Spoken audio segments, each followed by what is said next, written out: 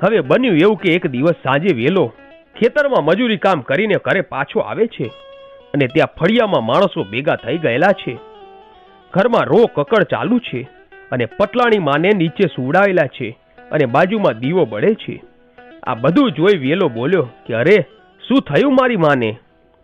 વેલા, તારી માં આપણને છોડીને અનંતની યાત્રાએ ચાલી ગઈ છે. તારી માને સર પે ડંખ દીધો છે, હવે બેઠી નહીં થાય. ના ના બાપા, મને જમાડ્યા વિના મારી માં જાય નહીં, મારો નિયમ ભંગ ન કરે. અને એમ કહીને વેલો નીચે નમ્યો અને માને ગળે લાગીને કહેવા લાગ્યો કે માં ઉઠો, મને રોટલો કઢી દો, મને ભૂખ લાગી છે. અને ત્યાં તો કોણ જાણે કેમ સાપનું ઝેર ઉતરી ગયું એમ માં બેઠા થયા અને વેલાને પેટી પડ્યા અને ફરીથી ઘરમાં સૂનાનો સૂરજ ઉગ્યો.